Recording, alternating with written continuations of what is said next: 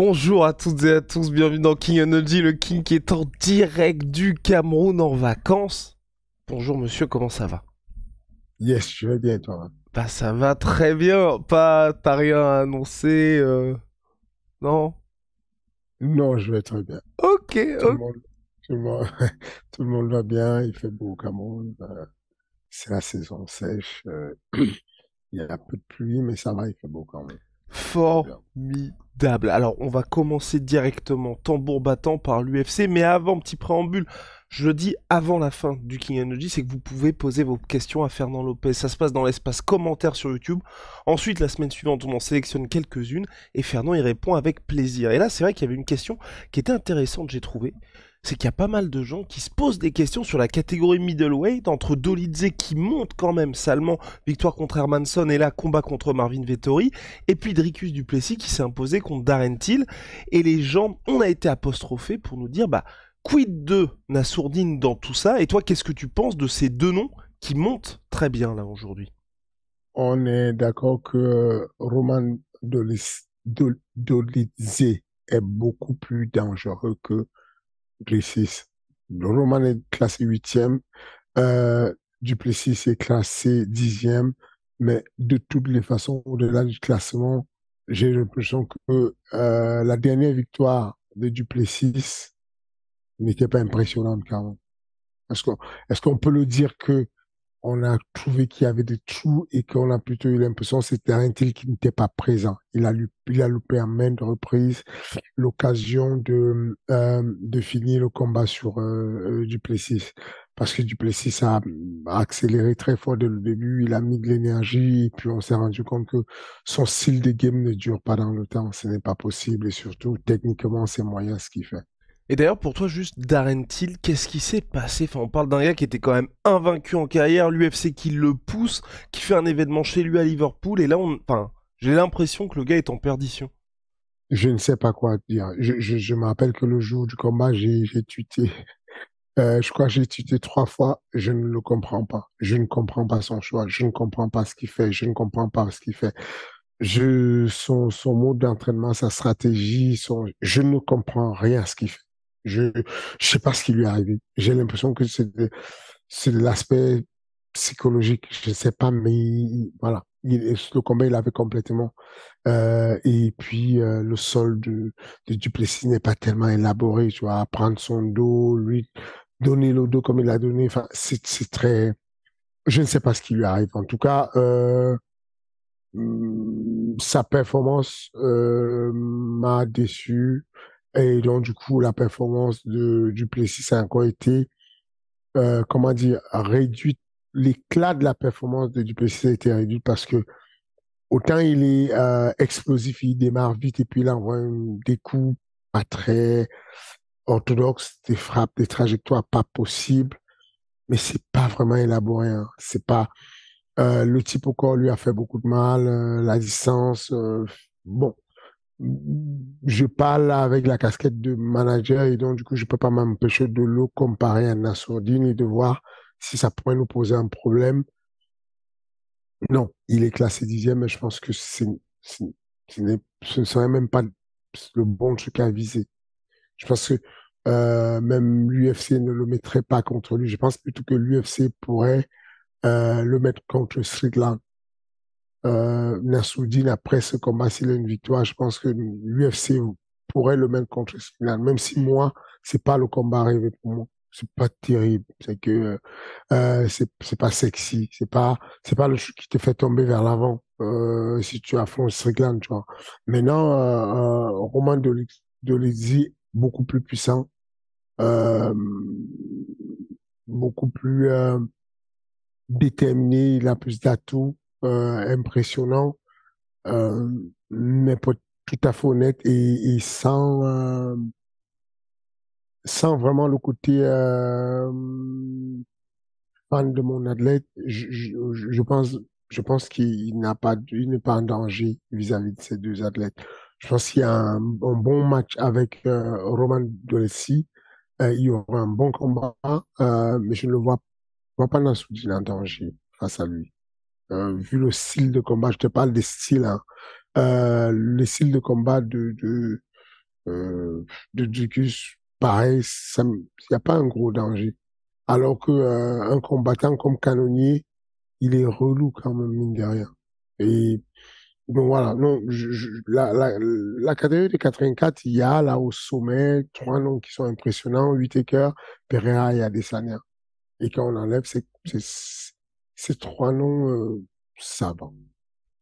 Donc Pereira, Whittaker, Adesanya, j'en profite pour parler de Whittaker Polo Costa. La semaine dernière, il y avait eu un petit débat concernant l'officialisation de Glover Teixeira contre Hill. Et là, cette fois, t'as vu Polo Costa qui purement et simplement ne va pas combattre contre Robert Whittaker puisqu'il est en pleine négociation avec l'UFC. Toi, une situation comme ça, qu'est-ce que tu fais? Qu'est-ce que je fais? J'avance. En gros, la problématique d'une organisation, c'est que de show must go on. Et que tu peux pas être pris en otage par un athlète qui veut négocier ou qui veut faire autre chose. Tu peux pas attendre. Si un jour je suis pas là et que j'ai négocié un salaire pour le fait que je sois président d'Ares et que je négocie plus ou que je perds le temps ou que je peux pas être là, qu'est-ce que les gens souhaitent? C'est qu'Ares avance. C'est qu'on trouve un autre président, qu'on trouve quelqu'un d'autre, qu'on avance. Si un jour l'UFC s'arrête et que Dana White n'est plus là, c'est ça dommage que ça s'arrête quand même. Et donc, c'est le même principe pour les athlètes. Dès qu'il y a un frein, il y a des gens qui sont là pour combattre. Celui qui ne s'y retrouve pas, il bouge, il va voir ailleurs ou il attend sur le côté et puis les autres passent et on avance. Je pense qu'il n'y a rien d'autre à faire. Qu'est-ce que tu veux faire? Toi, tu suggères quoi? Je sais pas, moi je trouve que c'est... Moi j'avancerais, mais c'est juste que c'est dommage pour cette... Enfin, je trouve que c'est une opportunité manquée des deux côtés. Je trouve que Paulo Costa, qui est en négociation avec l'UFC, c'est le genre de move vis-à-vis de ton employeur qui est pas des plus intelligents, tu vois. Voilà. Non, non, du tout. Surtout quand, encore, c'est ça le truc, c'est que c'est bien d'être leader, c'est bien d'être un martyr, mais il faut pas être un fou non plus. Quand tu non, non, quand t'es entouré des, quand tu sais ce que tu vaux sur le marché, quand tu sais ce que tu produis comme pay-per-view, et que tu es entouré des personnes qui produisent mieux que toi et qui sont satisfaits et qui disent à haute intelligence, nous on est bien, je sais pas quel bras de fer tu essaies de faire, c'est que autant ne pas signer le contrat et tout de suite appeler le PFL, appeler Peter ou James du PFL, appeler, je sais pas moi, Scott pour le Bellator, mais appelle d'autres gens, avançons, parce que tu perds le temps pour rien. Enfin, bon, en tout cas, on va voir. Selon toute vraisemblance, Robert Whittaker ne devrait donc pas combattre à l'UFC 284. Et Fernand, petit retour dans le passé, on n'en a pas parlé la semaine dernière, mais c'est vrai que dans ces gadlets, il y a aussi Ilia Topuria qui a impressionné contre Bryce Mitchell. Malheureusement, on n'avait pas parlé dans le recap du dernier UFC. C'est vrai que ce monsieur-là, toujours invaincu, il vient d'écarter un autre prospect de la catégorie. Est-ce que toi, tu es en train de te dire c'est un potentiel problème? Oui, ça peut être un problème. Euh, Ça peut être un problème. Sur le combat là qu'il y a eu, je n'ai pas été im- j'ai pas été grave impressionné comme ce qu'il fait d'habitude. C'est pas sa meilleure performance que j'ai vue contre Brad Michel. Mais je pense qu'il faut compter sur lui. Je pense qu'on va bientôt, il y a tout pour on va beaucoup entendre parler de lui qui va continuer à monter euh, vers le sommet. Euh, il a un style qui est stable, qui peut durer dans le temps et il peut faire chier pas mal de personnes et monter tranquillement. En tout cas, lui veut Brian Ortega. Pas mal de gens parlent d'un potentiel combat contre Paddy Pimblett. Toi, tu préférais quoi? Moi, je le vois contre Paddy Pimblett. J'aime bien l'idée de l'avoir contre Paddy Pimblett. Ou alors, Paddy Pimblett, je le vois contre Bobby Green. Ok. Tu vois, voilà les deux adversaires que je m'aimerais mettre à Paddy Pimblett. C'est pas trop des... Encore, il y a tout pour c'est chaud quand même. Ouais. Mais Bobby Green, Bobby Green, Paddy pourrait se le faire, tu vois. Ça lui donne un peu le truc de voir si vraiment il ne brille pas vraiment. Parce que là, s'il ne brille pas, s'il ne trouve pas de solution contre Bobby, on va se dire, bon, Bobby Green, bon, on va commencer à dire, bon, c'est chaud, quoi. Même pour monétiser dessus, on aura du mal à monétiser sur lui s'il ne peut pas faire un truc, genre une violente soumission sur Bobby Green, tu vois. Hmm. Et là, la semaine dernière, c'était le dernier UFC de l'année. Il y a eu, on va commencer par Tsaroukian, pardon, j'ai eu un petit bug. Tsaroukian qui a repris sa marche en avant, lui qui a peut-être les adversaires les plus durs à l'UFC. Est-ce que Mm. toi là, donc moi ce qui m'embête avec cette catégorie lightweight, c'est qu'il y a d'un côté les grands noms, toi je sais que ça t'inquiète pas trop, il y a d'un côté les grands noms qui sont bien installés, et de l'autre côté tous ces jeunes là. Et pour moi, Tsaroukian c'est un peu la figure de proue de tous ces gars-là qui sont obligés de passer par les mecs que Ismagulov par exemple qui vient contre lequel il vient de s'imposer, tous les mecs que personne n'a envie d'affronter. Mm. Et tu te Là, dis quand est-ce que ça va s'arrêter pour lui. non, là, il est temps de passer à autre chose. Je pense que là, on devrait lui mettre Chandler. Et ben voilà, bingo. Ok. Non, je pense que sincèrement, on devrait lui mettre Chandler parce que Chandler est arrivé à l'UFC et il n'a pris que des gros noms. Le mec est arrivé, je crois il a Dan pris Hooker. Dan Hooker. Ouais. OK, ensuite pour Dan Hooker, parce qu'il a gagné, on lui a mis la ceinture directement. Charles Bons, ensuite Justin Gagey, ensuite, comment il s'appelle, Dustin Poirier. Ouais. C'est trop. Faut se calmer, faut le mettre à Aman Taroukian et puis voilà. Ça permet de redonner espoir à ces nouveaux jeunes et de vraiment aller le tester aussi avec la nouvelle génération, tu vois. Enfin, c'est bien de mixer un peu les choses.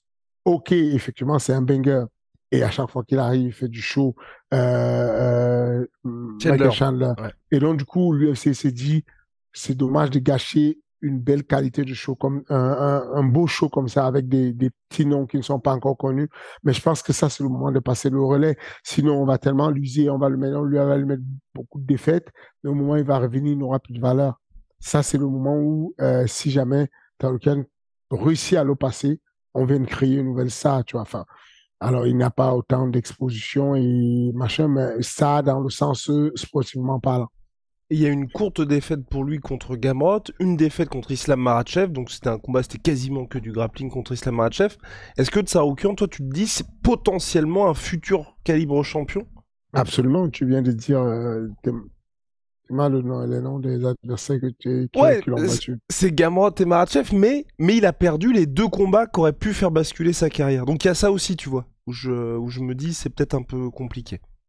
Bah, sauf que c'est Makachev, quoi. Ouais, c'est ça. Ben, c'est très compliqué. Sinon, il est alors plus, sinon, il est le coach. Enfin, c'est compliqué. Après, non, je pense que le gars, il fait un bon round et c'est très bien ce qu'il fait. Et je pense que là, il aura l'occasion si on lui donne Chandler. Il a un style qui pourrait s'opposer à Chandler et compliquer la vie de Chandler. Et là, s'il passe, bon, le gars a fait la ceinture, il a fait machin, il a eu des bonus. Le passé, c'est très bien pour lui. Non, ouais, je pense qu'on devrait faire ça. Et ben voilà. Bah à suivre en tout cas, mais c'est vrai que ce serait pas mal pour les deux, même si Chandler voulait plutôt Conor McGregor. Oui, on a bien compris. Bah, il prêche pour sa paroisse. Conor McGregor qui ne le veut pas. C'est vrai aussi. Il y avait le main event, donc Canonier contre Strickland. Déjà, je n'ai pas compris de la part de l'UFC de mettre ça en main event, tu vois. Parce que ces deux gars qui sortaient de défaite, on sait qu'ils vont pas avoir le title shot incessamment sous peu.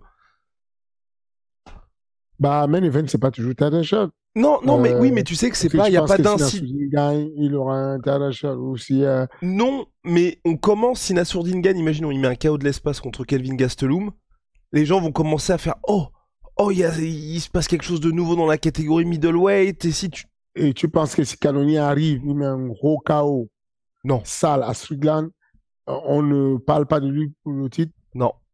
En tout cas, lui, il a parlé de lui pour le titre lui-même. Oui, bah oui. Mais toi, tu le vois à nouveau en title shot canonnier? Pas Non. maintenant. Voilà. Pas maintenant. Mais même pas, je sais même pas s'il va le refaire un jour. Je pense que c'est un mec des main event ou de final ou de common event de numéroté. Je pense que il va rester là, il va faire ça. C'était un, après, le combat était très sérieux, hein, serré, hein, très, très serré. Je ne sais même pas si on tient compte tous les critères, ce qu'on appelle les dommages, les dommages et tout. Je ne sais même pas si Strickland ne passait pas devant. Parce qu'il a, j'étais impressionné par son volume. et par les dommages qu'il a infligés, notamment la coupure. Et je pense que enfin, c'est écrit noir et blanc sur le règlement quand on parle des dommages, que les dommages, c'est aussi tous ces faits, tous les saignements, les hématomes, tout ça qui compte au final sur ce qu'on aura fait si on a une égalité. Euh, ouais, c'était un combat serré, un combat techniquement pauvre, mais un combat, somme toute, serré. Voilà.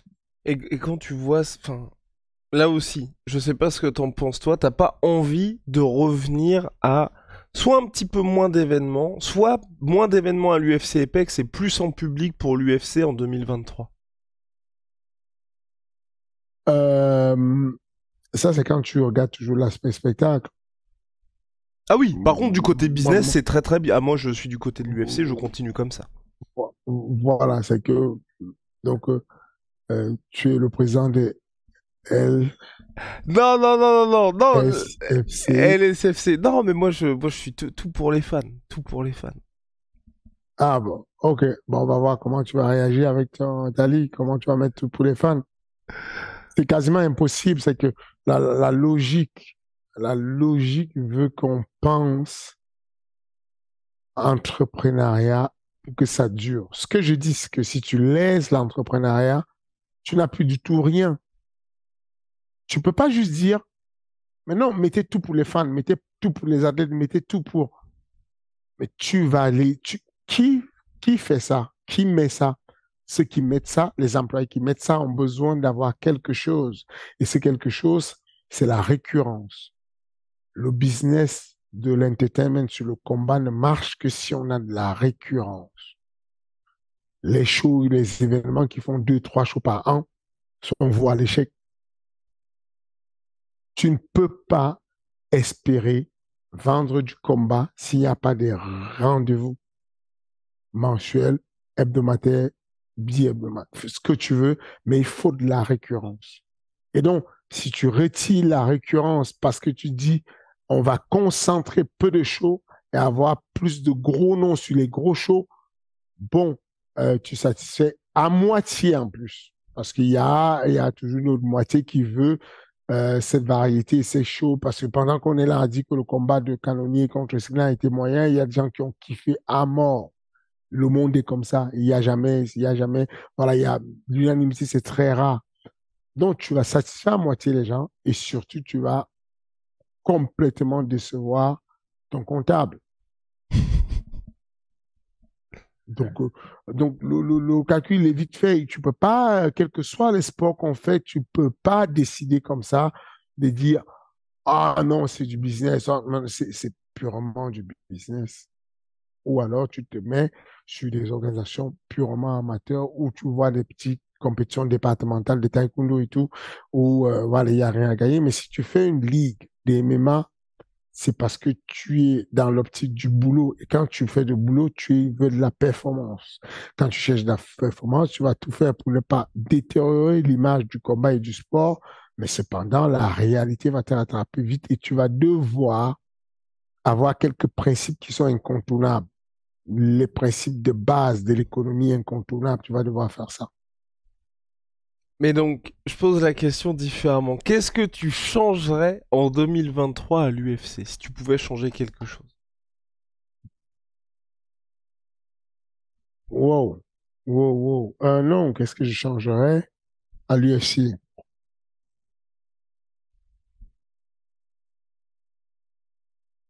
Ah, Wow. Non, ce ne sont pas des trucs euh, importants pour sportivement parlant. ok. Honnêtement, ils sont pas loin de la perfection. Ce sont pas des trucs sportivement parlant que tu vas changer, c'est que tu veux révolutionner le monde, mais c'est très difficile finalement. Essaie de regarder ce qu'il y a eu comme révolution autour du MMA et tu vas te rendre compte qu'il n'y a pas beaucoup de choses, quoi. Tu peux décider de... C'est très compliqué de changer quoi que ce soit.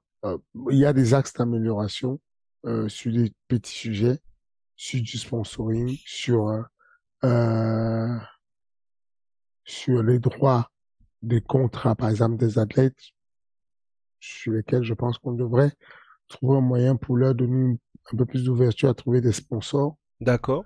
Parce que dans Euh, quel sens ça, si tu peux préciser ou si c'est... oui, c'est juste que euh, durant la Fight Week, c'est assez fermé Hmm. et ça fait un déséquilibre. Il y a certains qui sont blindés et qui ont qui combattent à un haut niveau, qui vont avoir de l'UFC 42 000, de Venom, de sponsoring 42 000, 50 000. Et puis il y a certains qui sont à 3 500 alors qu'ils font des efforts, tu vois, parce que le nombre de combats définit où ils en sont avec le sponsoring, tu vois. Un gars comme Pimblet, je pense qu'en sponsoring, il apporte beaucoup à Venom, mais que derrière ça, comme il a encore moins de 5 combats à l'UFC, bah, il a 3 500, tu vois. Hmm. Mais je te dis encore sincèrement, il y a peu de choses. À ma dimension, peut-être que je suis pas assez inspiré. Les gros changements qu'il fallait faire, que je pensais pouvoir faire, parce que j'ai la chance d'avoir un laboratoire où je peux le faire. Donc, ce que l'UFC ne peut pas faire ou n'a pas encore fait et que je pense que ça tient la route, je parle avec mes collègues sur Arès, on essaie de le faire, notamment le, le, le, le, le fight, le finish bonus qui n'existe nulle part que sur Arès. Ça, c'est quelque chose dont j'avais parlé déjà dès l'ouverture d'Arès en 2019, mais surtout, j'ai eu la confirmation de quelques athlètes, notamment euh, Israël Adesanya, qui disait on ne devrait pas motiver un athlète pour gagner un combat, on devrait le motiver pour le finish.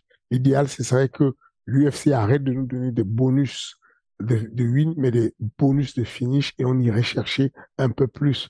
Ça venait tomber au moment où ça reconfortait mon idée sur ce que je pensais et c'était une idée aussi pour améliorer le spectacle. Donc, il y a quelques trucs, quelques petits détails comme ça qu'on fait différemment de l'UFC.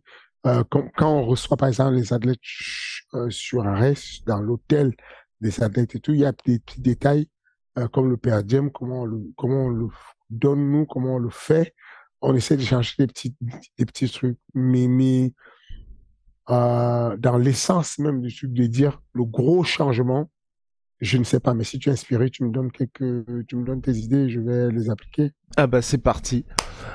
Déjà, moi j'aimerais bien de la part de l'UFC que pour le TUF qu'ils ont relancé, qui est une vraie, qui est vraiment quelque chose qui se passe, parce que quand ils avaient relancé avec Volkanovski et Ortega, c'était pas terrible. On avait ensuite parlé de potentiellement un TUF avec Masvidal contre Colby Covington. Finalement, ça s'est pas fait. Donc c'est vrai que l'émission a été relancée, mais ça a pas porté ses fruits. Et du coup, je crois qu'il y a quelqu'un en France qui va peut-être lancer quelque chose d'équivalent. Peut-être. Oui, oui, Je sais pas si on peut en euh, parler. oui, on peut en parler. Il y a rien de spécial. On le sait déjà. Ça fait partie de notre projet global qui était de mettre une ligue en place et de créer ensuite un reality show où on pourrait suivre des combattants, des jeunes combattants et les mettre en avant, leur donner l'exposition afin ils arrivent et le but premier, c'est ça, c'est de fabriquer des stars.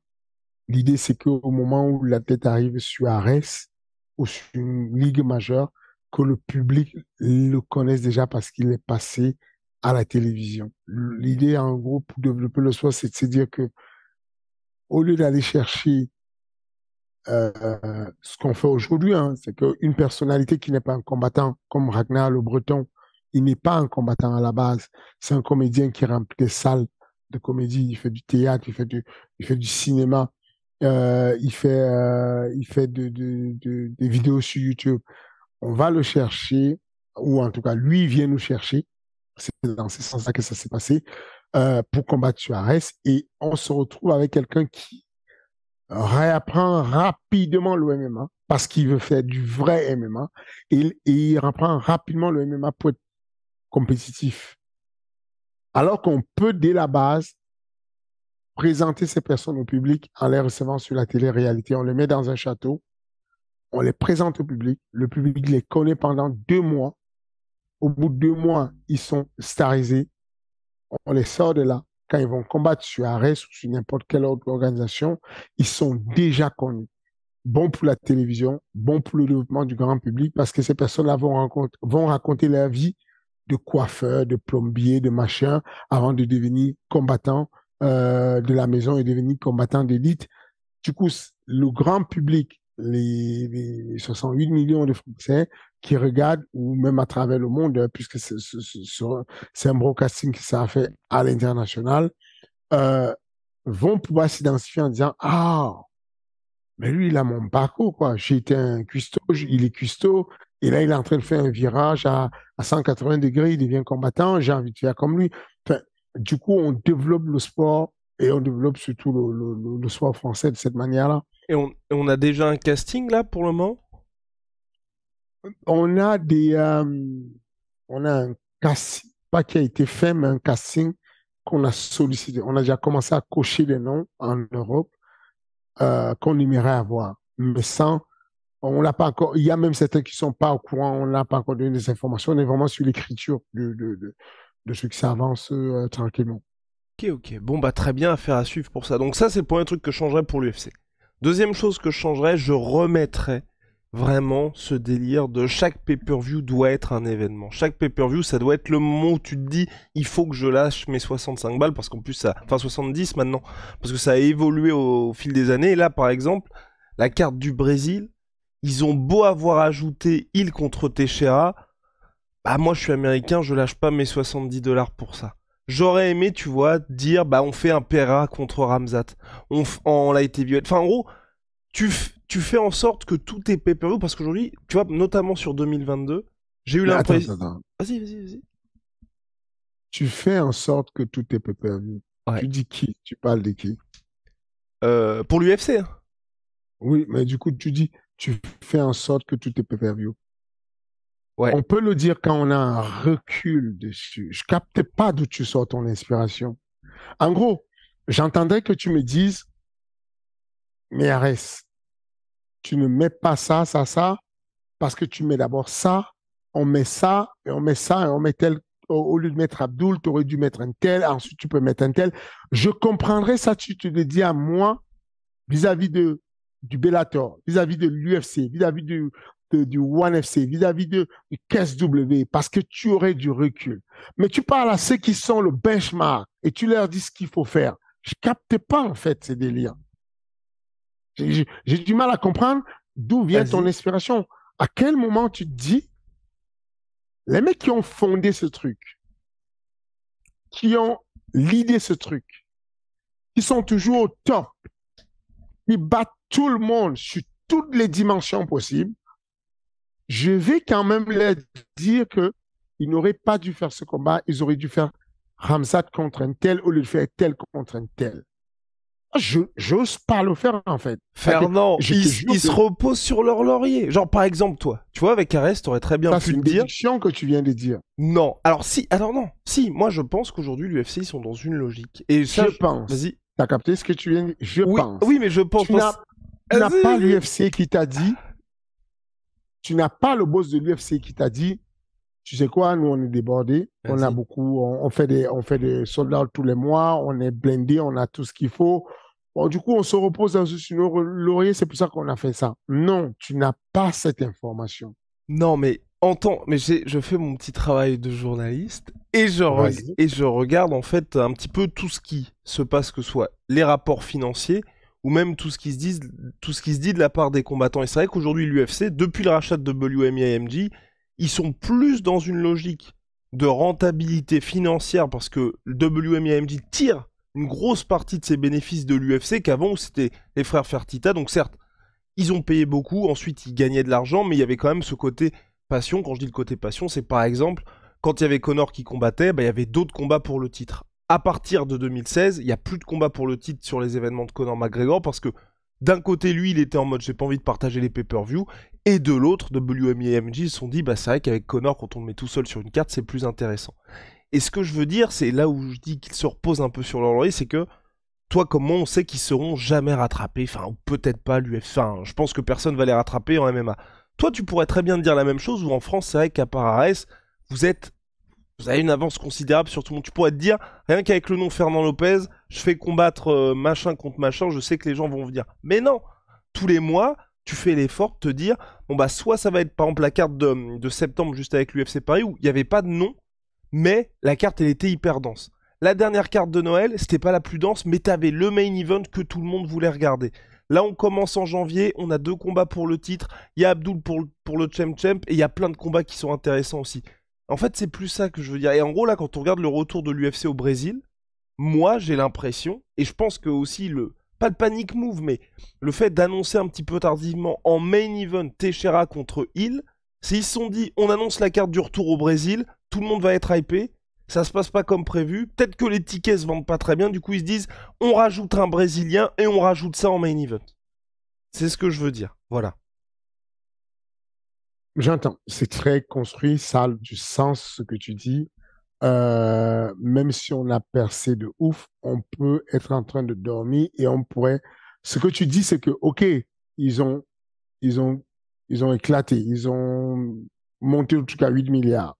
Peut-être s'ils suivaient tes conseils, ils seraient montés à 14 milliards. Pas suivre mes conseils, mais plus se dire, être toujours dans. Bah, regarde comme t'es. Enfin, à notre petite échelle, parce que je veux pas nous comparer à l'UFC, mais tu vois, toi, tout le temps, t'essayes de te dire comment est-ce que je peux faire pour rendre le truc encore plus dingue. T'as fait un truc, tu penses tout de suite au prochain. Il y a aucun moment où tu te dis, bon, bah là, les gars, slow down. Là, moi, j'ai l'impression vraiment que l'UFC, parce que en 2021, ils avaient tout éclaté, c'était leur plus grosse année en termes de pay-per-view vendus. Cette année, on sait qu'en 2022, ça n'a pas du tout été la même chose parce que la plus grosse performance. Déjà, il n'y a pas eu de fuite de pay-per-view. Quand il y a des fuites de pay-per-view de l'UFC, c'est que le pay-per-view a très bien fonctionné. Et la seule fuite qu'il y a eu, c'était pour Oliveira contre Geji qui a fait 400 000 pay-per-view et c'était la plus grosse performance de l'année. Donc 400 000 pay-per-view, on sait que c'est pas foufou pour l'UFC. C'est pour ça que je me dis que c'était soit une année de transition, soit une année où ils ont privilégié justement le côté sponsoring parce que c'est vrai que là aussi l'UFC aujourd'hui a tout, enfin explose tout de ce côté-là. Voilà. Je suis persuadé que l'UFC continue tout le temps à vouloir faire mieux. Moi je te parle avec des faits. Quand l'UFC arrive à Paris, en septembre dernier, euh, on souhaite, donc on combine quelque chose ensemble, on réfléchit les stratégies pour faire que Ares et l'UFC s'en sortent. Nous, on est une petite fourmi à côté, on s'est dit, on va se faire massacrer, on va se faire phagocyter, on va disparaître. Et les responsables de l'UFC sont en mode, ne vous inquiétez pas, on sait ce qu'on fait, on a déjà fait ça. On a une base de données incroyable. On va vous combiner avec vous. On vous demande de ne pas vendre vos tickets avant. Ne soyez pas pressés de les vendre. Essayez de nous déclencher notre vente des tickets. Vous allez. Et nous, on est donc pressés. On dit, bon, les gars, vendez rapidement vos tickets. Venez, on y va. Qu'est-ce que vous attendez? Et ils te disent, non, on n'est pas pressé parce qu'on veut créer de la demande. Il faut qu'il y ait des personnes qui restent sur le carreau. Et moi, je dis, j'ai l'impression que vous avez beaucoup de personnes qui, enfin, vous serez débordés. Et moi, je parle de 20 000 places. Et ils me disent, non, on va réduire la jauge. Je dis, mais non, vous n'avez pas réduit la jauge. Ils te disent, non, on va réduire la jauge pour être sûr que ça se resserre, pour être sûr qu'il y ait des places, qu'il y ait beaucoup de monde sans place. Parce que c'est ça qu'on crée dans le psychologique de l'être humain pour qu'il ait envie de refaire autre chose. Ce que je t'ai dit là, c'est que ces mecs savaient qu'ils vont faire un soldat sur Bercy. Mais malgré cette quasi-certitude, ils voulaient la perfection au point d'aller chercher une petite organisation satellite pour venir accompagner, pour qu'il y ait ce qu'on appelait comment ils ont appelé ça? Weekend Tour, MMA Weekend Tour, où on aurait sur le même week-end un événement d'Ares, non, une pesée d'Ares, un événement d'Ares, une pesée UFC, un événement d'UFC, combiné de façon à ce que les personnes qui partent de la province, des autres pays, puissent venir et se dire, OK, je viens en couple, en famille, je vais visiter la Tour Eiffel, je vais visiter les Champs-Élysées, je m'arrête, je mange, je vais regarder la pesée, ensuite je repars en soirée, le lendemain, je suis au combat d'Arès, à la pesée de l'UFC, au combat d'Arès, ensuite le lendemain, enfin, un vrai programme pour le week-end. C'est du métier, ça. Moi, je suis en frontal avec eux sur toutes les phases. Sur la phase de, comment on appelle ça, du broadcasting, de la télévision. Et on fait des réunions ensemble. On fait des stratégies ensemble. Et quand on est sur des stratégies, tu te rends compte que ces gens ne dorment jamais. Il y a sans cesse une volonté d'aller encore plus fort.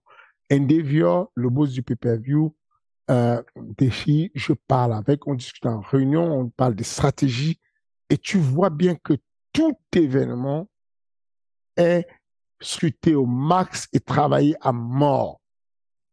Donc, la perception qui sort de ce que ceux qui font l'enquête journalistique comme toi, avec des hypothèses et des déductions, Ah non, mais je suis d'accord. comparé à ce que moi je vis, les gens croient vraiment que quand j'en parle, c'est parce que je suis un ami de l'UFC. Je ne suis aucunement ami de l'UFC.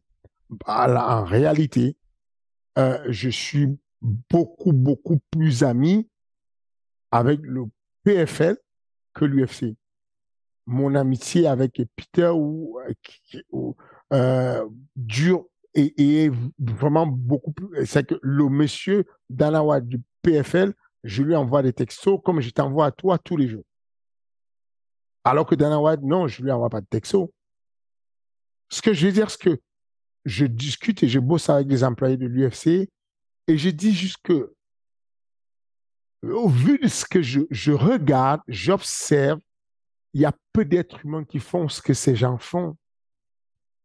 Ces mecs ont tous les mardis en matchmaking une réunion dans une salle où il y a un mur avec tous les noms des combattants classés. Est-ce que tu captes le délire? C'est-à-dire que moi, mes réunions de matchmaking, j'ai mon tableau chez moi ou sur mon tableau Excel, je regarde certains noms, Benjamin regarde certains noms, Bilal regarde certains noms, tel regarde certains noms. On a nos, on regarde des noms et puis on croise. Eux, ils ne croisent pas. Ils ont un tableau devant eux en face où il y a Dana, Sean, comment il s'appelle, Hunter. Les mecs sont assis là, ils ont les tableaux avec des gros caractères, tu ne peux pas louper. Ils reculent, ils regardent, ils font des calculs, ils ont des retours des statistiques que tu n'as jamais vues, même en sponsorship.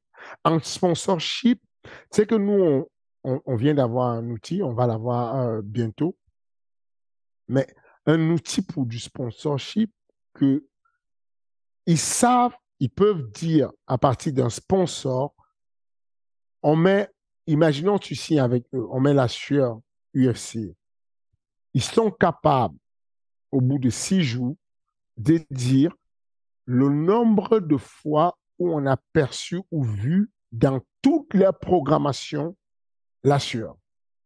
Et ils vont aller voir la rentabilité, le riche, le machin, pour aller valoriser au max comme il faut.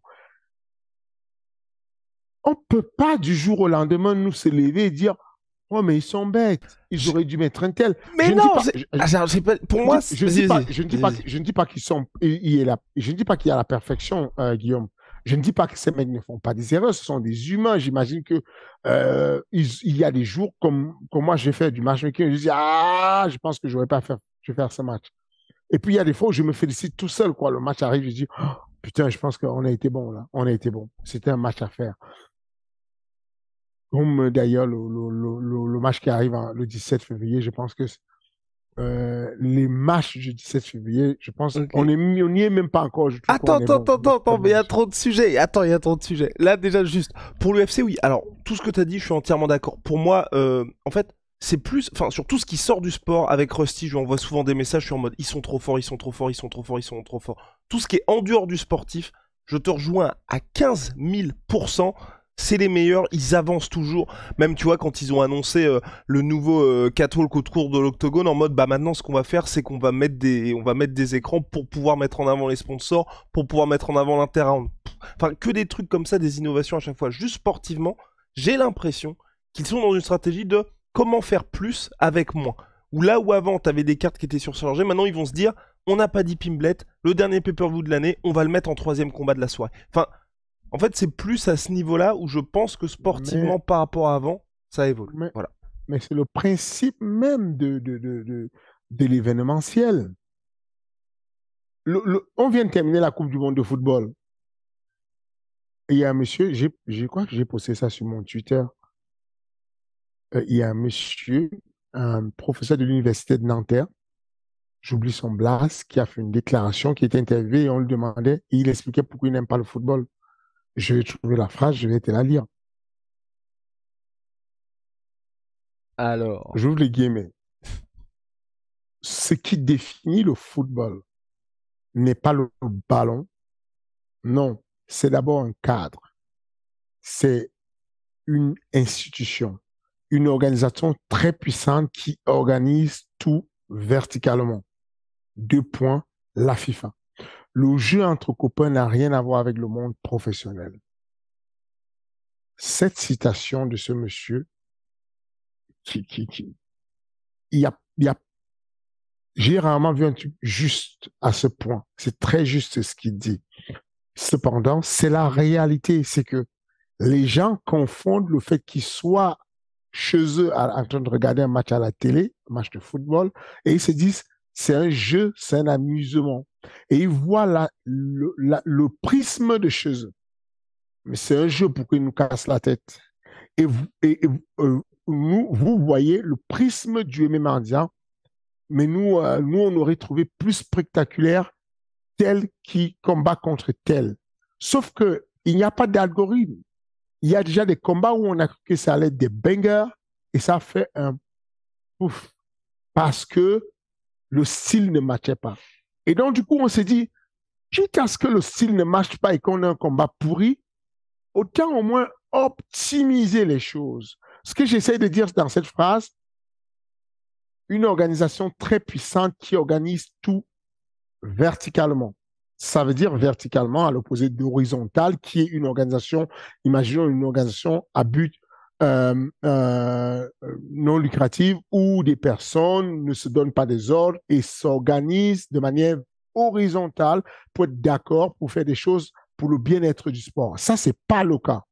Il y a un board, il y a le président de la FIFA, il y a un board et les informations découlent à la verticale jusqu'au plus bas niveau de l'échelle qui est le sportif. Et ça ne discute pas. Ce n'est pas nouveau que Dana White soit l'homme tout-puissant et qui dise voilà comment je veux mener mon game. Ce n'est pas tout nouveau que l'UFC dise notre game, il est privé. La FIFA fonctionne comme une multinationale privée où on ne demande pas ton avis. On te dicte ce qui va se passer. On te dit que si tu es content et que tu enlèves ton maillot pendant que tu as marqué le but, bah, tu vas prendre un carton rouge. Un carton jaune voilà. C'est aussi simple que ça. Ce que je dis, c'est que il faut que les gens se mettent en tête, il y a le jeu d'un côté, il y a le MMA qui est le jeu, qui est ludique, qui est un amusement, mais derrière ça, il y a une industrie. Et quoi que tu veuilles, même si tu méprises la FIFA et que tu méprises le board de la FIFA, la réalité, c'est que si on enlève ce board, il n'y a pas de Coupe du Monde. Donc, si tu n'es pas content de Dana White et de l'UFC, tu enlèves juste l'UFC, mais tu ne peux pas enlever l'organisation et dire que tu vas avoir le meilleur jeu du monde. Et il faut toujours se poser la question. Il attend quoi le nouveau président pour aller créer une nouvelle ligue qui est autre que la FIFA et faire le meilleur football, qui ne prend pas l'argent et qui ne fait pas des publicités de Coca-Cola? Il est où? Il est où ce meilleur président qui va faire un meilleur UFC et qui va battre tout le monde? Ils sont tous là à dire que, on a eu la déclaration la semaine dernière du président du ONE FC qui disait, nous, on est les meilleurs que l'UFC. Bon, il est convaincu tout seul, il en est convaincu tout seul. Et pourtant j'admire ce qu'ils font. En termes de monétisation des petites vidéos, ils sont les meilleurs, le ONE FC. Tu as déjà vu les capsules de petites vidéos qu'ils font avec des highlights, tu te dis, mais le ONE FC, c'est que de la guerre mondiale, en fait. Ils sont bons dessus. Tu les retrouves partout, ces petites vidéos. Mais toujours est-il que ce n'est pas le seul domaine de performance pour ce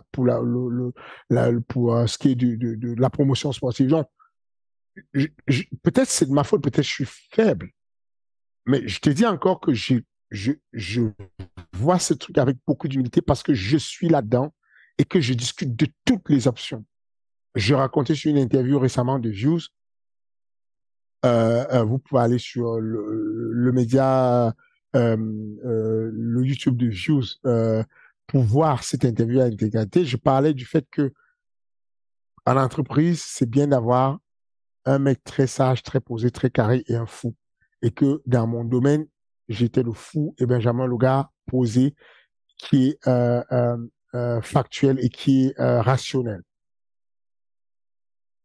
Il, dans dans ma folie et ma manière de regarder les choses, je suis toujours impressionné et je garde quand même l'humilité malgré ma folie à ne pas vouloir dire que je savais le matchmaking qu'il fallait faire de la part de l'UFC parce que je suis au front, je vois comment c'est difficile, je vois comment c'est compliqué et j'en tire la conclusion que au, au bout de 10 petits événements, 11 événements, on va dire, avec le Cage Encounter qu'on a fait en 2015, au bout de 11 petits événements, je, je peux déjà dire que c'est très, très complexe et que des personnes qui ont fait 285 événements, il y a de fortes chances qu'ils aient vu quelque chose qu'on n'a pas encore vu. Et que ce n'est pas un hasard d'être la vision, d'être visionnaire, ce n'est pas un hasard. Tu ne te lèves pas du jour au lendemain et tu viens, tu dis, oh, c'est dommage, je n'aurais pas dû faire ça. Et on te demande, mais toi, tu as déjà fait ça un jour? Non, non, j'ai jamais fait, mais je pense qu'il aurait dû faire différemment. Bon, calme-toi, chill, just chill a little bit. Calme-toi un peu, tu vois. Aïe, aïe, aïe, aïe, aïe, aïe. Non, moi je te dis, je pense qu'ils sont un petit peu dans l'optimisation, mais ils vont peut-être me faire mentir en 2023. Attends, tu parles d'optimisation, tu parles comme si les chiffres étaient mauvais. Depuis, je crois qu'ils sont à leur 30e événement sold out avec tout le temps de la progression sur le ticketing, avec un très beau combat, un très beau contrat en broadcasting. Effectivement, le pay-per-view bat de l'aile, mais ce n'est pas parce que les combats sont mauvais, c'est parce qu'on manque de stars. Ronda Rousey n'est pas là, Conor McGregor n'est pas là, Masvidal ne combat quasiment jamais, John Jones ne combat plus. Il n'y a pas de stars. Donc, heureusement qu'ils ont étalé la performance sur plusieurs événements et qu'ils ont vendu en broadcasting. Sinon, ils auraient pu avoir un problème, ils auraient pu avoir des soucis financiers s'ils n'avaient pas signé le gros contrat qui les équilibre avec ESPN et les autres télévisions. Ça, c'est de la vision, de se dire que, attends, aujourd'hui, j'ai Abdul, Ah oui, j'ai pour eux c'est Ares. parfait. Pour eux c'est parfait. Je fais quoi s'il n'y a pas Abdul demain? Mhm. Si je mise tout sur Abdul et qu'Abdul n'est pas là, je fais quoi? Abdul, il va bientôt partir, il va à l'UFC, je fais quoi? Mhm. Je fais quoi si... bah, heureusement qu'il y a Michael Lebou et Karl Moussou. Mhm. Ares 7 était le plus gros événement en chiffres. Ares 10 vient les exploser. Heureusement qu'ils sont arrivés et que le match en question, sans être beaucoup plus vendeur qu'Abdul, les deux ensemble ont créé quelque chose qui a vendu. Et c'est excellent. C'est pour ça qu'on a des jeunes comme Vlad Goulou qui arrivent comme qui arrive nouvellement et qui est dit bon, moi c'est mort, je ne vais pas faire 30 secondes dans la cage. Il a verbalisé, il a dit à l'entraînement, moi c'est mort, ne m'expliquez pas ce qui va se passer au deuxième round, je vous garantis, ce n'est pas mon truc, je vais aller, je vais lui marcher dessus. Il va, il lui marche dessus et là tu dis bah j'ai la relève pour le pay-per-view un jour pour Abdul, pour Kalamoussou, je sais pas moi, Pépi. C'est le côté visionnaire de la chose. Et tu ne peux avoir cette vision que si tu... une petite anecdote. Ah. On est souvent jugé. On est souvent jugé sur ce qu'on fait au présent. Et quand le futur arrive, les gars disent, oh, va fouiller les interviews de Michael Lebou qui parle d'Ares et du niveau de broadcasting d'Ares. Je n'ai jamais eu quelqu'un qui ait aussi bien vendu le broadcasting et la télévision et les efforts qu'a fait Ares et surtout Canal plus que Monsieur Lebou. Le même Michael Lebou, quand on a quitté RMC, il était en mode Mais non, comment ils font ça? Pourquoi ils quittent RMC? Ils devaient rester à RMC parce que franchement, c'est une dinguerie. C'est là où ça se passe et tout. Et puis, ça prend du temps pour que les gars comprennent. Pour que les gars comprennent qu'il y a des chiffres, il y a des tableaux Excel, il y a des calculs à faire. Et qu'il y a des personnes qui sont spécialisées dessus, qui font que ça à RS. On a des tueurs qui font que ça, qui calculent à mort, qui réfléchissent tous les jours pour sortir les meilleurs tableaux et la meilleure rentabilité possible. Et quand on arrive à décrocher un contrat avec Canal Plus sur 5 ans, tu te dis, OK, ça c'est intelligent. Au début, tu ne vois pas ce qui se passe. Tu parles de visibilité, tu parles de l'équipe. Nous, on était à l'équipe avant tout le monde. Nous, on était sur RMC avant tout le monde. C'est de l'évolution qu'on fait. Arriver sur. Et je dis juste que à l'heure où Michael critiquait en disant, je pense qu'il déconne, ils auraient dû rester sur l'équipe, c'est important, l'équipe, on était sur UFC Fight Pass. Il n'avait pas encore cette vision des choses. Et puis avec le temps, ça évolue et il s'est dit, ah, ces mecs voient loin quand même. Ils ont pu, on a tout combiné. Hein. On a eu sur un événement, l'événement de septembre, on a eu à la fois RMC, BFM, l'équipe, UFC Fight Pass. On a tout combiné. Hein. Et puis, en évolution, on arrive sur un truc qui est stable, qui est mainstream. Et on va toucher un public qui est différent. Il y a 9 millions d'abonnés sur Canal qui ne connaissent pas encore le MMA. Il y a des gens qui vous disent, pour faire découvrir le MMA, venez sur la chaîne libre qu'on est et tout, mais c'est une chaîne, je ne vais pas dire pas terrible. Et ils ne comprennent pas que quand tu vas toucher des personnes, une niche où il y avait des abonnés qui ne savaient pas du tout de quoi il est question, on refait de l'évangélisation, on recrute des nouvelles personnes qui deviennent nouvellement fans de la discipline et donc deviennent des disciples et des ambassadeurs de la discipline. Et ces personnes qui sont, quand on regarde la bonne partie des abonnés de Canal, il y a beaucoup plus de décideurs là-dedans. Il y a beaucoup plus de chances de trouver dans les abonnés de Canal l'un des décideurs de l'organe suprême du CSA, l'ACOM, qui va peut-être décider un jour que, comme il est tombé amoureux du MMA, dorénavant, le MMA est free sur la télévision et on peut le regarder sans étiquette moins de 16 ans. Voilà comment on développe la pratique de masse d'une discipline.